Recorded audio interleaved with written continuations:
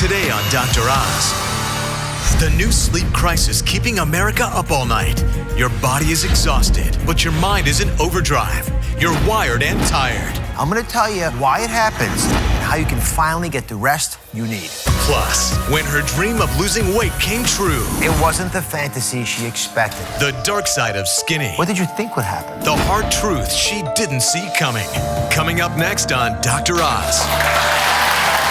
Welcome to the show. Best question. Do you lie awake at night, unable to shut off your brain and get to sleep? Your body's exhausted, but your mind, it's in overdrive. You, my friends, are wired and tired. And you're not alone. It's the new sleep crisis. And today, I'm going to tell you why it happens and how you can finally get the rest you need. It's the reason you're wired and tired. Cortisol. Throughout your day, this stress hormone courses through your body like a wild roller coaster. The stress of your commute, your job, and your family causes your cortisol to rise. Loop-de-looping higher and higher. Crash dieting, drinking to calm your mood can trigger more cortisol surges and more twists and turns on your roller coaster. Your mind is racing. Your body is exhausted. It's all because of the wired and tired ride on the cortisol coaster. But it doesn't have to be this way. Cortisol can actually be a great benefit to your body, boosting energy, regulating blood sugar, even improving your mood. Cut your stress, and your cortisol coaster can look more like this, starting high in the morning and slowly rolling down a slope that ends in a good night's sleep. Today, get off the wired and tired cortisol coaster. Stop stress and start sleeping better. Naturopathic medical doctor, Dr. Alan Christensen, says he can stop you from feeling wired and tired. Why is it so crucial to figure out this hormone cortisol? Why is it the base of this problem? Cortisol is so important. We need a good burst of it to be awake and alert and energized. But then at the same time, we've got to shut the darn thing down in order to get proper sleep and have our bodies really restore and rejuvenate. So based on his experience with patients, Dr. Christensen has created a plan to end your sleep crisis of being wired and tired. The first thing we want to do is change what you do in the morning. We're going to jumpstart your cortisol. Dr. Christensen says we can do this by eating half a cup of resistant fiber. This is a novel concept he developed from his own patients. You've tested it there. What have you found so unique about resistant fiber, especially in the morning? You know, it's pretty amazing. When you start the day with resistant fiber, for the next 6 to 9 hours, your cortisol stays right where it should on that roller coaster. The cool thing about that is you're more energized, and also you're going to see less cravings for sweets later on in the day. Give us some examples of the best of these resistant fibers to bring down our cortisol levels. For sure. Here's some of my favorites. So a great one is actually peas, the plain old garden vegetable, peas. All right. How do you make them? You just puree them up? You puree those up, and they work really good on eggs. They taste great, green eggs. I've read about them, never actually had them. All right. You can skip the green ham. Then we have rolled oats here, I see. So I got to tell you, Dr. Oz, this is like my favorite. It is. This is my personal go-to breakfast pretty much 9 days out of 10. So you get some good, organic, gluten-free, old-fashioned rolled oats. You don't even have to cook them. All you do is take some coconut milk, some nuts, some berries, and that's it. That's breakfast. There are coconut flakes in this too. Do you do that? Yeah, they're awesome. A little bonus. And then I see there's a smoothie here, but why do you have, are these beans? Yeah. Those are. So those are navy beans. So navy, northern, and cannellini, and especially navy, those are all beans that are exceptionally high in resistant fiber. And in a smoothie, believe it or not, you don't even taste them at all, but they actually make the texture nicer, and you get all those same benefits.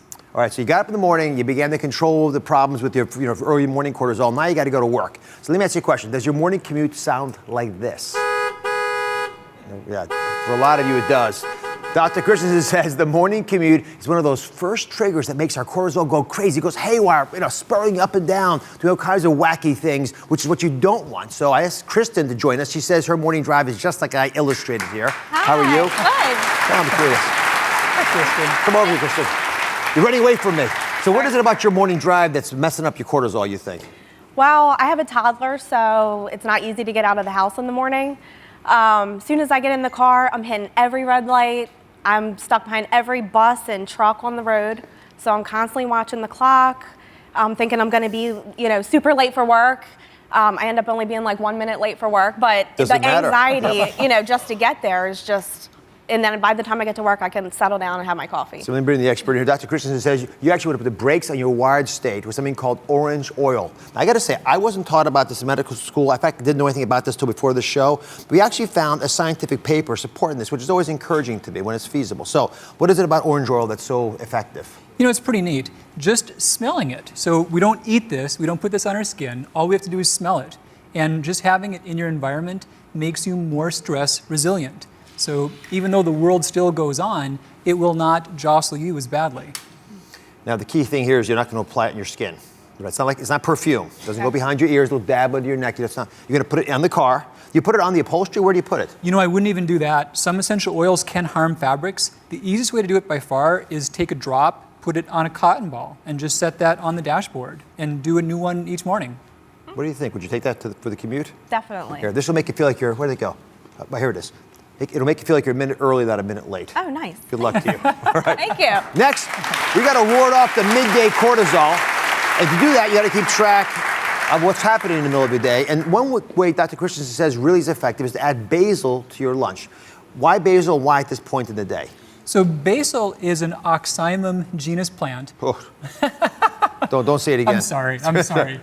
No, but there's a lot of data showing that those types of plants, they actually help to lower cortisol, but not too fast. So they're a perfect fit for midday when you're trying to transition your cortisol from the high point to that low point. Yeah, it's all about this move, not being loop-to-loops, but sort of generally melting where you need to go. So by the time at the end of the day, you're not so wired and tired. Dr. Christensen's patients like this cortisol-busting basil so much, they created a Pinterest board.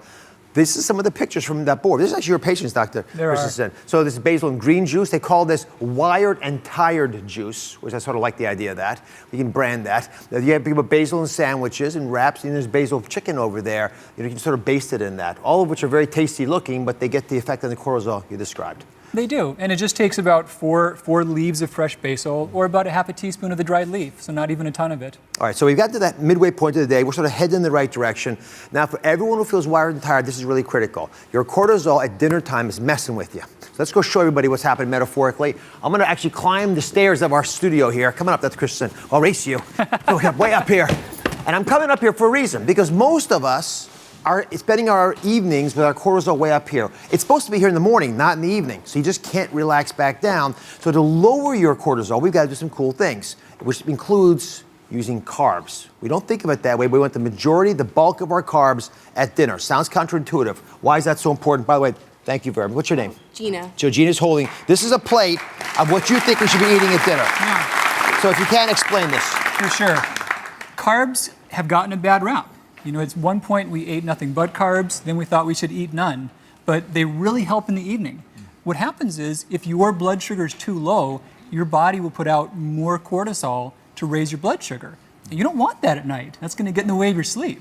So I'm so excited to have hard data showing that just good, simple foods that are good in other ways can help heal your cortisol rhythm. And it's about a cup of carbs total? About a cup cooked, and I love a variety of types. You know, like whole grain brown rice like this is wonderful. Quinoa's great. I love beans and legumes. And then vegetable starches too. You know, sweet potatoes, squash, beets, those are all great.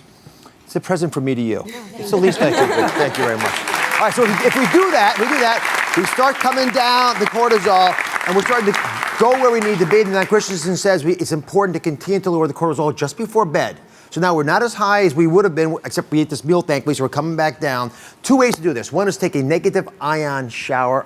I've never thought about negative ions in showers. Is it something special? There is. You know, people love being in natural settings, you know, woods or by mountains and by rivers, by flowing water. So moving water releases ions, and they make us euphoric. They raise our mood, and they help bring us out of that wired and tired type state. So any shower does? Cold, hot, anything you want? You know, warm is nice in the evening. That's the best fit. And Thank about goodness. an hour before bed. Yeah, you don't have to freeze. Okay, come on. So we actually put one of the audience members on this. Sean, how are you? I'm great. How are you? So you did this little experiment for us. Yes, I did. How did it work for you? It was awesome. It was awesome. What I did is, instead of taking my showers in the morning, I started taking them at night. Between work and being taxi mom to my son, I needed something to unwind me. So I found that taking my shower at night, it just ran, all the stress of the day, just ran it down the drain. You want another tip on top of that one? What's that? Come on over here. This will get your cortisol even lower. This is the last thing we're gonna ask you to do to finish that little descent to a low cortisol so you can get to sleep at night. You're gonna dim your lights about a half hour to an hour before bedtime. Okay. If you can hold it, dim the lights in the studio here.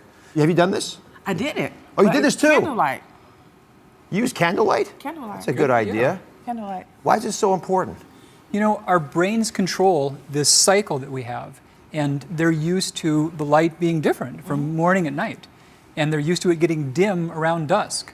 So by turning off your extra lights but having one good reading lamp, that really makes your brain think, hey, it's time to wind this stuff down and get ready for bed and repair this body and get it set for a good day tomorrow. It helped. You're looking sleepy to me. Well, I was going to say thank you for the advice. He's got a new book out. It's called The Adrenal Reset Diet. It's out now. You can find his plan to end your sleep crisis and stop feeling wired at DrOz.com. Be right back.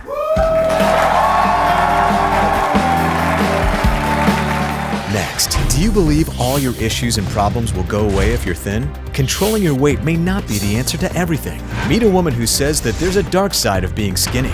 Learn how accepting the body you're in can still make you happy and healthy. Next. The Dr. Oz Show, Emmy nominated. All new.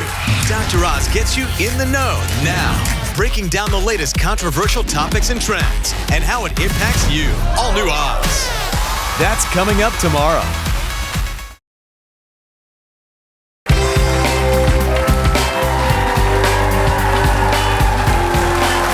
Do you dream about what life would be like when you finally hit your weight loss goal? Andie Mitchell lived that dream. She lost 135 pounds. But, go ahead and applaud. But I'm going to warn you, it wasn't the fantasy she expected. Instead, she discovered a dark side to skinny. In her new book, It Was Me All Along, she shares her struggle. I want to welcome Andie to the show. How are you? Good. So skinny was your goal all along, but you get there and you find this, as you call it, dark side. Yeah. What was that? Well, you know, for 20 years, I was the biggest person that I knew. And I thought that thinness was going to be some sort of a holy grail or some finish line with a solution, and that it would be kind of an answer to my problems. But I wasn't expecting that it would come with any sort of problems. And I think the visibility that I got when I lost weight was really challenging because on the one hand, I had no idea how I was going to stay thin, so there was a little bit of a pressure with people now noticing me now in this new kind of foreign body. And then also, you know, there was something sad to me about feeling like I'd changed this superficial, you know, part of myself, and I was somehow more validated because of it. You know, if a man would notice me, I would talk myself out of it because I still viewed myself as, you know, this fat girl. What did you think would happen? I just thought that life would be easier. I thought that it was kind of going to be, you know, doors opening, and that it would be easier to know, you know, how to go after my dreams, how to, you know, pursue relationships and all of the things that I wanted to do with my life. But the reality is, you know, you lose weight and a new chapter of life just begins. You still have problems and stress and all of the things that come at you. Only now you can't turn back to food as your coping mechanism. Can I read something to you? This is a quote from the book. I was left with the emotions. This is after you'd lost the weight. I was left with the emotions I'd eaten for 20 years. I mean, how are things different? You must be tempted to eat your emotions since you used that for the first part of your life. Yeah, I think there's like a fleeting moment when I feel discomfort where I'm like, am I hungry? You know, like, and I have to work against it and touch base with what is going on. So when you walk in front of a mirror and you look in the mirror, which I'm hoping you do, what do you see? You know, it's taken me 10 years to find a weight where I finally feel like, you know, I'm good here. You know, food is a neutral entity, and I have an appreciation for my body and myself where I can kind of separate myself from my weight. But I think, you know, at the end of the day, I think I'll kind of always view myself through the lens of my middle school self.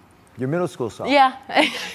Of course, that's actually true, right? We're all middle school ultimately. Yeah, right? You know, I mean, it's just awkward, gawky, whatever you look like. Yeah, maybe. I was a nerd, by the way, just so you know. Okay. That's who I am. Just in case Guys, any concern. keep that in mind. Let's go to the audience. There's some women who have some questions for you, not surprisingly, after they know the topic of the book, because it's a false promise we have so often that we'll lose weight and everything will be fine. Who's got questions? Oh, here, you can go first. What's your first name? Hi, I'm Jamie. Hi, Jamie. Hi. I lost 50 pounds last year. So Good for you. thank you. Good for you. And one of the things I struggle with is that sometimes I'll look in the mirror and I'll feel like that's not real. That's not really what I look like. I still feel like I used to look. Yeah. And it's hard for me to grapple with that. Is that something that you've struggled with, and how have you overcome it? If so? Yeah, I do. I think I struggle with that, but it takes time. And I think you kind of just have to give yourself time to live in that body and to just accept that, like, you're getting used to it, number one, and that you're just every day kind of, working on, like, kind of connecting the mind and the spirit and the body. Thank you. Yeah, Yes. congratulations. Yes. Go ahead. Hi. My name's Lisa. I've recently lost 60 pounds. Congratulations. You lost a lot of weight today, Miss Audrey. A lot of people lost weight. Yeah. I'm curious how you keep your motivation up. Oh, that's really good. Keep going. Like, I just think of the higher goals that I have and just always just wake up every day and kind of re-energized by that. And not to say that it's not every day, like there are cupcakes. I mean, it's hard. Right. But, I think of the greater goals that I have and the confidence that comes with, like, feeling strong every day. Yes. So, Hope that's helpful. Thank you. yeah. One or two more. Go ahead.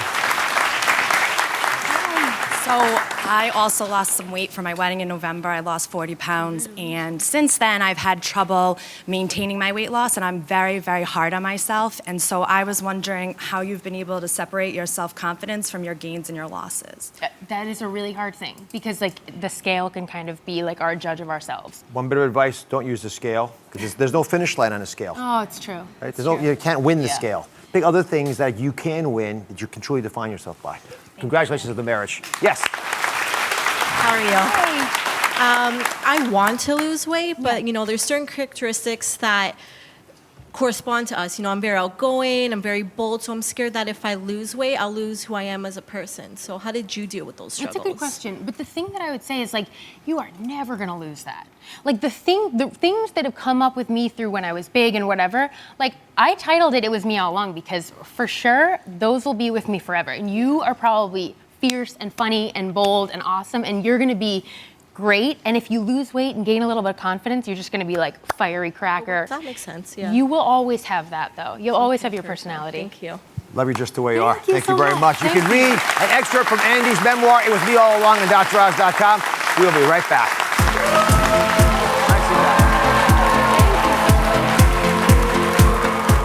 Next, does all your stress go away when you spend? It feels really great until the bills come. We'll show you how to tackle the emotional attachment to overspending while boosting your budget. The plan to pay off your credit cards and be debt-free for good.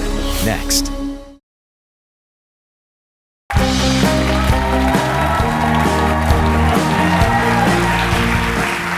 All month long, we're boosting your budget, giving you simple ways to save money. But let's face it, sometimes spending feels really good until the bills come. And that good feeling turns into a sinking feeling. I'm talking about debt stress. I know a lot of you are dealing with it right now. Today, we've got a simple plan to pay off your credit cards and break free from overspending for good.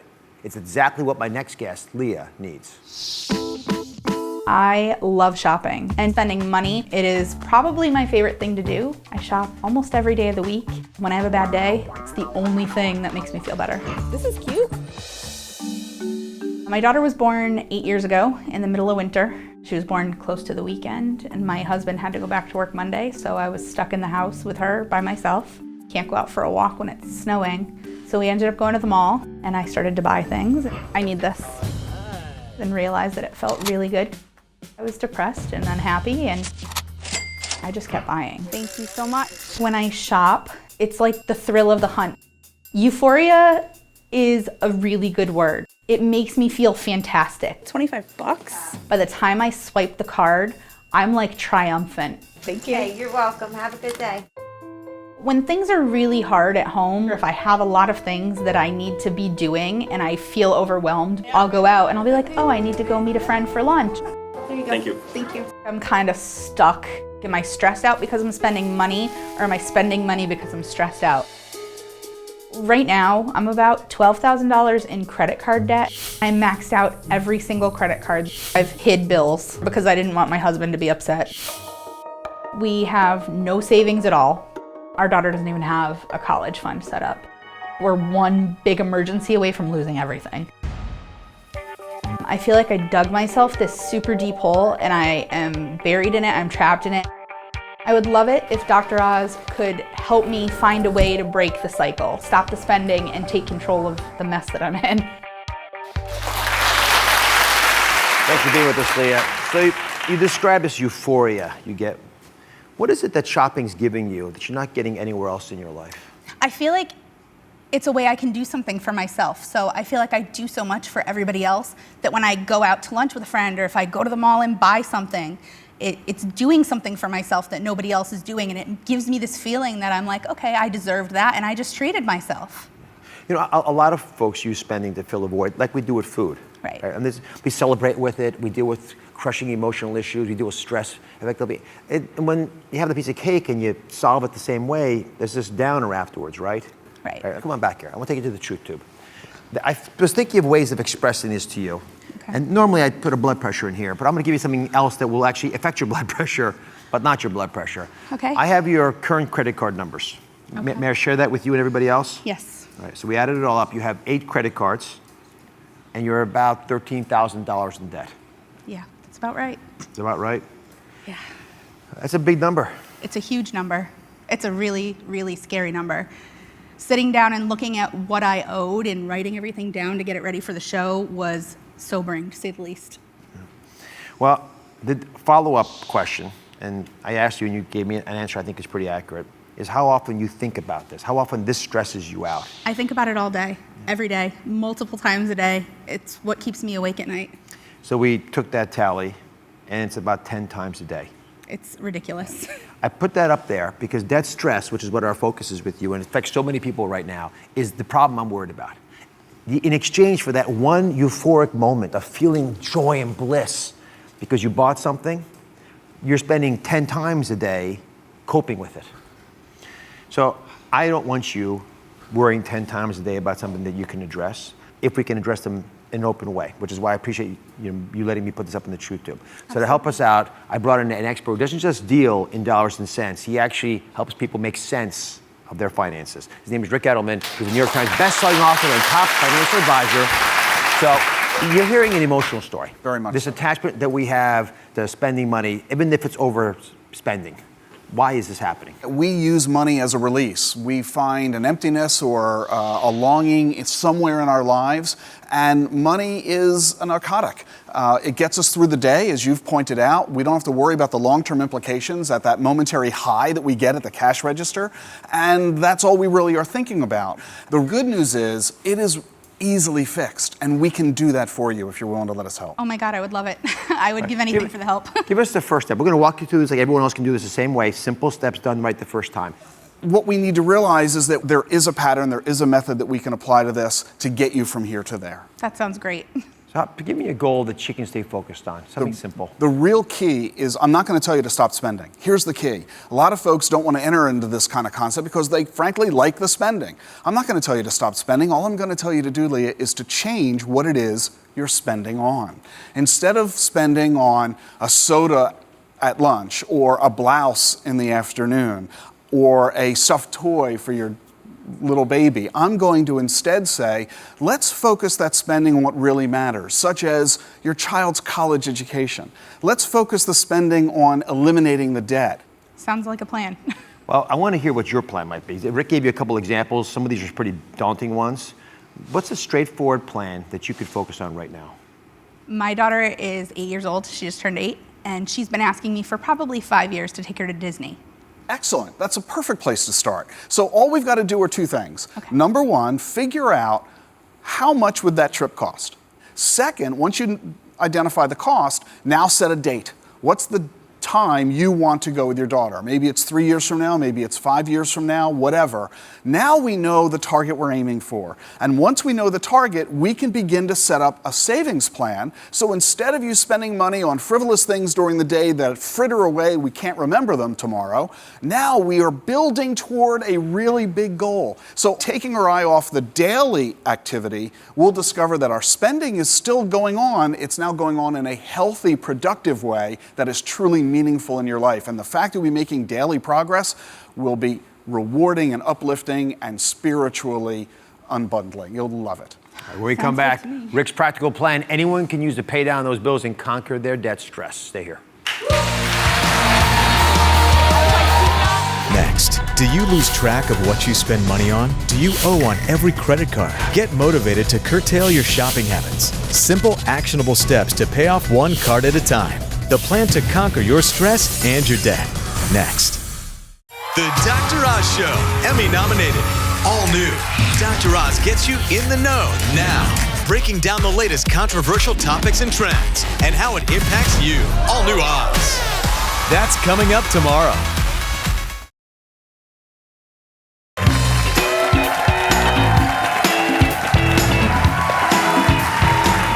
If you know what it's like to avoid your mailbox, stash away your bills, and screen your calls, you've probably experienced debt stress. Rick Edelman is back with the rest of his plan. He's going to give you small, actionable steps you can take to conquering your credit card debt. The next step is something that's going to give everyone a sigh of relief, at least I think it will. Everyone watching, listen carefully. He wants you to ignore budgeting. No budgets. That always is the first advice I get from anyone in the financial world. But aren't you thrilled to hear that? You don't have to budget. Yeah. Throw it I am. away. I'll clap. That's good for me. Budgeting, Dr. Oz, is a complete waste of time. First of all, I don't know anyone who successfully budgets. Look at Congress. They have a budget. Look what it does for them. And anybody who attempts to do a budget and stick with it, well, they're usually a pretty boring person. I mean, it just doesn't work because unexpected things come up in life that we're not anticipating, and that blows our budget. The reason a budget doesn't work is that a budget is a promise of how you will spend. Throw it away, it doesn't work. There is a much better approach that you should use instead. You call it the 1 week reality check. It's so simple, and Leah, you did it, and anybody else can do it. All I want you to do is to continue doing exactly what you do the way you do it. In other words, keep spending. Don't change a thing. All I want you to do is track it. And track it for a week, and then tally it up. And we'll discover where your money really is going without having to budget. And what we discover is that when people track their expenses, they're shocked to discover that they're spending 10% of their income on coffee and soda and donuts during the day. And I don't have to say a word as a financial advisor because it hits you in the face and you realize, this is nuts. Common sense says, I need to stop doing this. And you immediately do because you realize it's silly. And the only reason we're engaging in that spending behavior today is because we're not noticing. When you do it $1 at a time, it doesn't seem like a big deal. But when it adds up over the course of a week or a month, all of a sudden you realize it's hundreds of dollars, money that can be best used in other ways.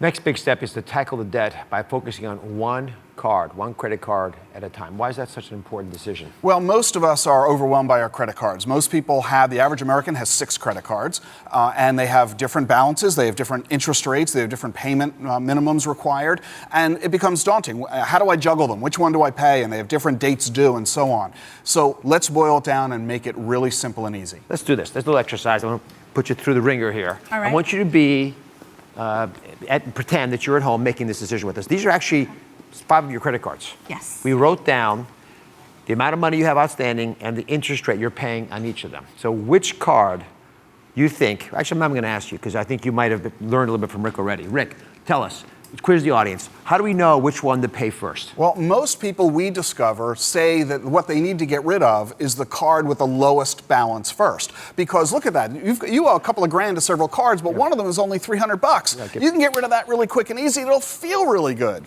Bad idea. Why? Because the interest rate is 0 on that card. It's not costing you any money to maintain that balance. On the other hand, you've got a card over here at 29% interest. That is causing the most damage. So we need to focus on getting rid of that card first. So here's how you do it.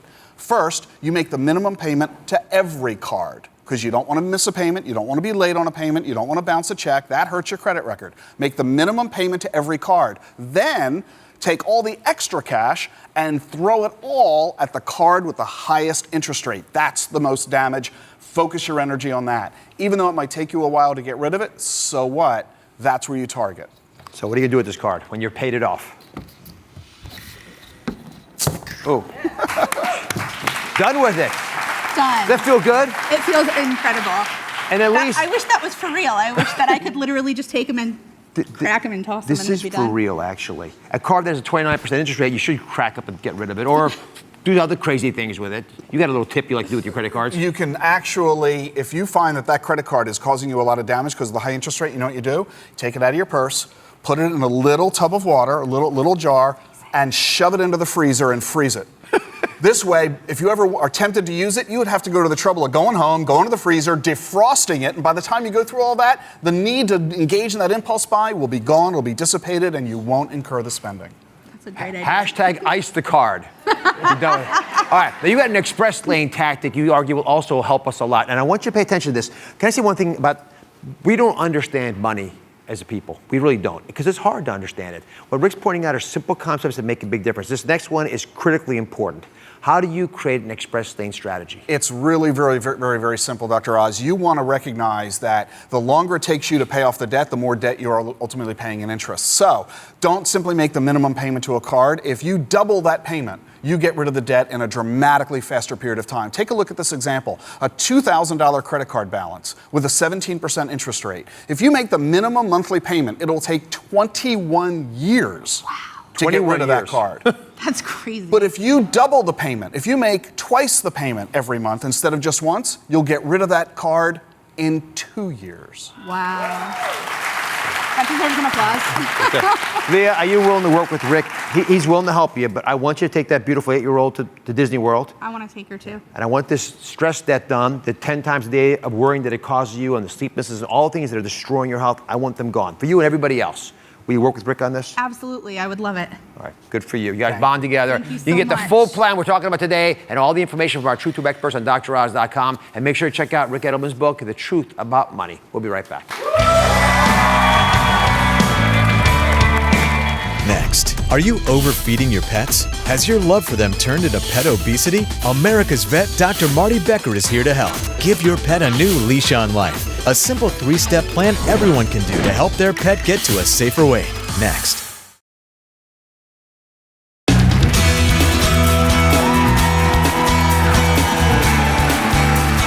I do my best to practice what I preach. I eat healthy, maintain an active lifestyle, and almost all my family follows suit.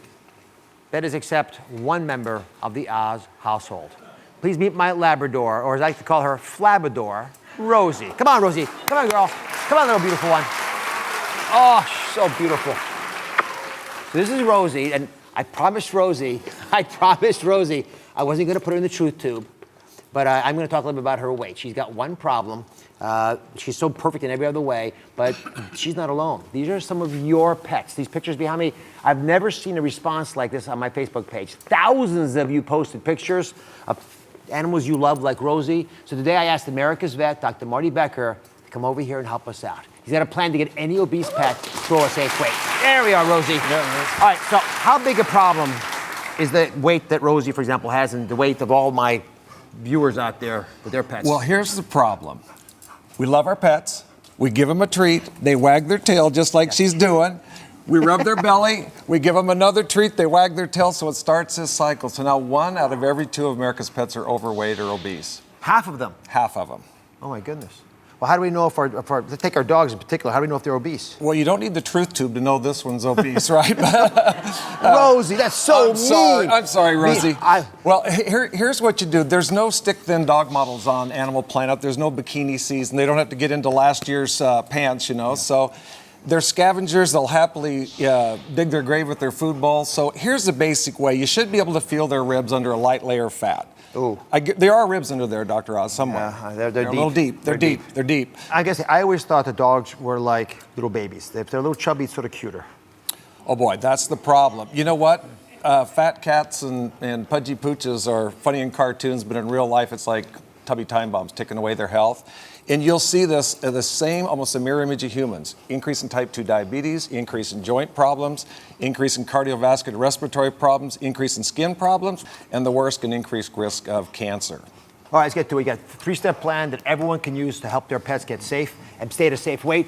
How long will it take us if I do this with Rosie the right way? She's going to lose about 100 pounds, just like the great weight loss plans that you've talked about for years. She's going to lose 1 to 2% of her body weight per week. So she could lose 1 to 2 pounds per week. So if you're at that from 3 to 6 months, she'll get most of the benefit. She doesn't have to lose all the weight to get most of the benefit. All right, so portion control, I knew this is coming up. So I feed her twice a day. Twice a day. The one thing, the taboo thing of anything is don't feed free choice. Dogs never knew when they were going to eat in the wild, so they'd eat as much as they could. They'll wolf it down. So you want to look on the bag of food and look at their weight and feed on the lower end. So if it says to feed 2 to 3 cups a day, feed 2 cups a day. Take that 2 cups and split it into 3 portions. So if you feed morning, when you first get home from work, late at night, they're going to actually lose more weight than if you feed once a day or twice a day. So as many times a day as you can split it up. No, that's easy to do. I actually give her a little extra thinking that I'm not going to be around for a while, so why not? Yeah, and we measure ours out. We have small dogs, 1/8 of a cup. That's how precise we measure our pets' foods out. All right, so Stacy's got a question about portion size. This is on Facebook. She says, I love my cat, but he's way too fat. That is a big cat. How would it be for him to skimp on portions and make them smaller till he loses weight? Are you sure that's not a tick with whiskers? I don't know. That's big. It looks like it.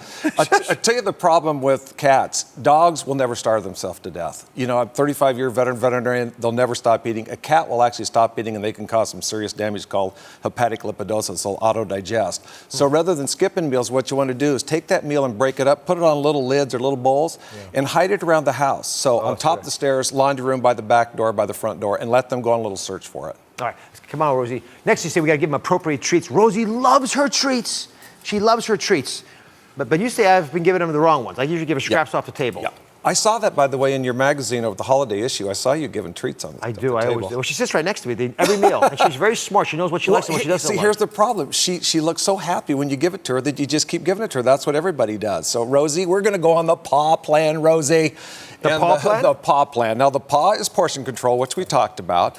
We're talking about appropriate treats. Now, here's the thing about treats. There's 2 kinds of treats. There's healthy treats, jackpot treats. The healthy treats are what we have here. Blueberries, apple slices, carrots. Rosie, you're a good girl. Do you want one, Rosie? Oh, yeah. Right down the hatch. Oh, no, right out the hatch.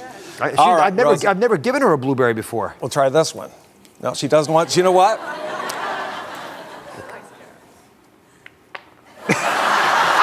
I knew it wouldn't work. All right. That's not. All right. She rejected everything. No, she dropped that. The other one she rejected. Okay, so here's the key, is you want to give them healthy treats most of the time, but every once in a while you give them a jackpot treat. You give them a little piece of deli turkey. You give them one of the treats that you bought at the pet store, but it's always erratic. You never know when. So for every 10 baby carrots and 20 blueberries, all of a sudden you go, oh, Rosie, you're a good girl. Do you want this one? And so they always have that expectation like Vegas that you're going to pay off. And one other thing you can do too, we always think you got to pay off with food. These are called food puzzles or food dispensing devices. This one's from Kong, and inside is the kibble. So as they knock this around, the kibble actually comes out. So your dog will smell this, and they move it around, and it's like a slot machine. So she's already sniffing it. She can't figure out how to get the food out of it. But what it does, it gets them out of that boredom, that constant binge eating, of going back to the bowl into something that this actually feeds their mind, not just feeds their body. All right, finally you say we've got to walk off the weight. So come on, Rose, let's walk with you a little bit. Oh, look which one she picks up, right? Yes, she's smart. She knows what she's doing. No, notice the blueberry's still where we left it. Right. So how much do we have to walk? Okay, what you want to do is 2 blocks or 200 yards, because not everybody lives in the city, per 10 pounds of body weight. So Rosie's about 100 pounds. Don't exaggerate. I just weighed her 99 pounds. Oh, good. Please. She notices that. She was insulted by that. And so you're going to say, like a lot of people, she's just got a lot of hair. That's what I always hear. She's not really fat. You'll see 1 to 2 pounds going off per week, and in 3 to 6 months, she's going to be back to her ideal body weight. I've got a little video from Mandy. She wants to know about overweight pets who don't go for walks. Hi, Dr. Oz. This is Guinness. He is a big, lazy rabbit. His favorite pastime is laying around. I was wondering if you had any tips on how to make him more active. That's a big rabbit. Wow, that's the Beaster Bunny, man. The Beaster Bunny, right? Yeah, wow. Well, okay, for rabbits, one of the things people feed them the wrong kind of food. So rather than alfalfa hay, grass hay. So number 1 is feeding the right kind of food. Number 2 is to take a cardboard box and get something from Amazon or somebody, cut holes and let them walk around. Make sure it's a bigger cage so they're active. And just like you would think, they love to chew, and chewing burns calories, is to give them carrots or something to chew on. Well, Listen, I want to thank you very much. Dr. Becker has given every pet owner a new leash on life. Pardon the pun. I'll be here all weekend. You can share photos and pictures of your overweight pets with me on my Facebook page. You can find tips on how to help your pet get even healthier on DrOz.com. And everyone in our audience today is going home with a copy of April and May issue of Dogster Magazine. We'll be right back.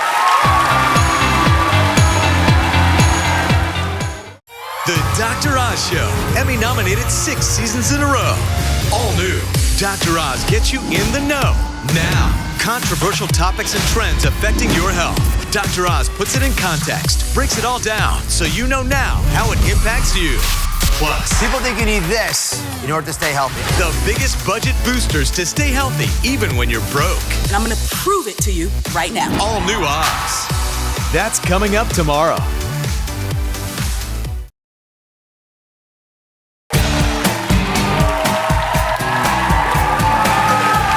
It's the age-old question we've been pondering since childhood. Exactly how many licks does it take to get to the center of a lollipop? Well, science has finally solved this mystery for us. A new study looked at how candy dissolves and how the licking process affects this process. So, are you ready for your final answer? Here, you can put your minds at ease and your tongues at rest. The researchers calculated an estimate of about 1,000 licks. 1,000 licks to get to the center. Now, I'm not sure how many of us ever tried to make it to that number before. Most of us just bite into the lollipop after a while. But you can give your tongue a treat today if you want and try to get there with 1,000 licks. Okay, now it's time for in case you missed it. First up, the new sleep crisis that's feeling wired and tired. It's when your body is exhausted, but your mind is in overdrive. And the culprit just might be your stress hormone, cortisol. Now, ideally, you want your cortisol to be high in the morning and then slowly come down so that at night it's really low, that way you can fall asleep.